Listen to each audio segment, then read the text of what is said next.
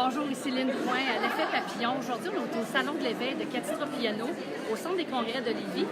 Et là, j'aimerais vous présenter un auteur que j'aime beaucoup. Son livre a été l'année dernière mon livre coup de cœur dans mon top peut-être 20 livres. Okay. Parce que je trouve que c'est un livre qui parle de... Le titre, c'est « Ici, on les laissait vivre ». Accompagner avec bienveillance les enfants et les adolescents. Et c'est un livre que je trouve absolument nécessaire aujourd'hui pour une vie familiale épanouie, pour un enfant qui va grandir avec amour et sécurité.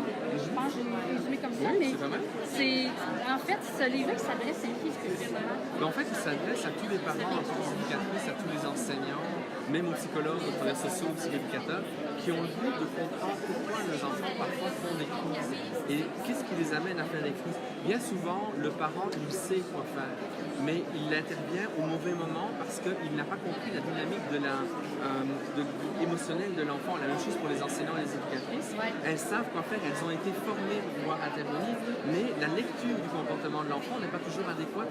Ce qui fait que si tu as faim, mais que je te donne à boire, oui, ça va t'aider, boire, mais c'est pas ça dont tu as besoin, tu as faim.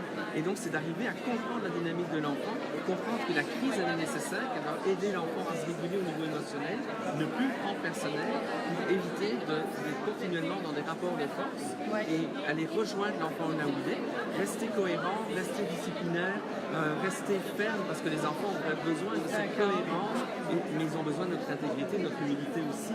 Donc à ce moment-là, il faut être le plus bienveillant possible pour qu'on puisse transmettre nos valeurs et aider nos enfants en fait, à grandir plus possible. C'est ça que j'ai compris de ton livre, c'est vraiment le côté cohérent, on devient cohérent avec nos enfants. Même c'est un livre qu'on parle des enfants, mais c'est un mode de vie en fait. On peut l'appliquer dans toutes les sphères de notre vie. Oui, parce que les cours émotionnels sont pratiquement les mêmes. En fait, la stratégie ou la courbe, comme je disais tantôt, elle est la même pour l'adulte comme pour l'adolescent ou l'enfant. La seule différence, c'est que notre manière de gérer cette courbe-là va être un peu différente. La différence aussi qui va exister, c'est qu'un enfant et un adolescent ne sont pas capables tout seuls de se réguler au niveau émotionnel. Ils ont besoin de la présence d'un adulte en qui ils ont confiance. Et un enfant va préférer l'attention négative que pas l'attention du tout. Donc si un enfant se désorganise devant moi, me donne un coup, me frappe, me hurle dessus, oui, je peux le prendre personnel et m'opposer à lui ou lui dire qu'il y a un trouble d'opposition et me penser supérieur à lui, ou de se dire, hey, l'enfant est en détresse là pour l'instant, qu'est-ce que je peux faire pour le rejoindre, pour l'accompagner et pour l'aider à grandir? Au moment de la crise, l'enfant est en crise, il ne nous entend pas, il ne voit pas, quelle que soit la forme que la crise va prendre. C'est un peu comme un chagrin d'amour. Si on a vécu un chagrin d'amour et qu'on vous a dit un perdu, 10 de retrouver, ben, théoriquement c'est vrai, mais au moment du chagrin d'amour, on ne veut pas entendre ça, on a juste besoin d'être écouté. Et l'enfant, c'est la même chose. Dans sa crise, il a besoin d'être écouté. Alors avant et après, on peut faire une intervention structurante. Mais c'est de comprendre justement ce processus de crise pour pouvoir justement permettre aux enfants de déployer en fait tout ce qu'ils ont à l'intérieur d'eux. Mais ça, cette expertise-là, tu as fait beaucoup d'études. C'est en quoi? Pour les gens qui ne connaissent pas, c'est quoi ta spécialité? Mais en fait, j'ai une formation en psychologie, en pédagogie, en psychomotricité, en kinésiologie et surtout un doctorat en neurosciences. Parce que je voulais comprendre qu'est-ce qui se passe entre les deux oreilles. Et à partir de là, l'idée, c'est vraiment d'arriver à comprendre justement ce que le cerveau fait, comment le cerveau fonctionne, de l'adapter en fait, d'amener l'enfant à mieux gérer les émotions avec ce qu'on connaît du cerveau. Et à ce moment-là, ben, l'enfant va commencer à retrouver ses forces.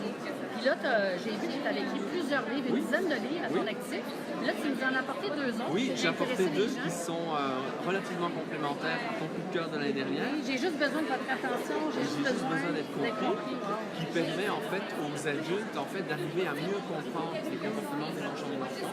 Ça veut dire que même quand la crise elle est là, elle est dérangeante, qu'on le veuille ou non, c'est dérangeant. Bien souvent, on va mettre des diagnostics aux enfants sans nécessairement avoir compris le sens de leur comportement et on peut se tromper de direction d'intervention à ce moment-là, qu'on soit parent, ou professionnel de la santé ou professionnel dans le monde de l'éducation. Si on se trompe de direction d'éducation, ben, on va reporter plus tard un problème et c'est plus tard, malheureusement, c'est le trouble de personnalité qui va apparaître. En tout cas, c'est super intéressant. Je vous le conseille vivement. Merci. Tu vas faire une conférence demain, je pense. Oui, demain à 11h30. Là, je m'adresse plus aux adultes, en fait. On va parler de stratégies pour avoir un cerveau en santé et on parle de pleine présence parce que plus nous sommes conscients de nos émotions, plus on est présent à nous-mêmes, ça aide notre cerveau à être en santé, donc on élimine le risque de faire l'Alzheimer ou de la sénilité. Exactement, parce que ce sont des habitudes de vie qui conduisent à cette maladie-là et pas problématique. On peut le prévenir. Oui, exactement. Et surtout, dans notre rapport à l'autre, si je suis présent en moi, présent à mes émotions, c'est certain que la dynamique émotionnelle, la dynamique relationnelle que je vais avoir avec les autres va être beaucoup plus saine. Et en ayant des émotions plus saines, des relations plus saines, en plus, ça fait du bien à mon cerveau. Donc, vous allez comprendre tout ça demain matin, 11h30. Puis, si on veut te rencontrer à ton kiosque, tu es à quel numéro de kiosque? C'est le 330 pour la fin de semaine. Hey, ça a été un grand plaisir. Merci beaucoup. En tout cas, prenez la chance d'aller rencontrer M. Monzé, qui est un être charmant, adorable, plein d'enseignements. En tout cas, je vous le conseille vivement. Merci d'être là. Merci beaucoup à toi. À très bientôt. Au revoir. Bye.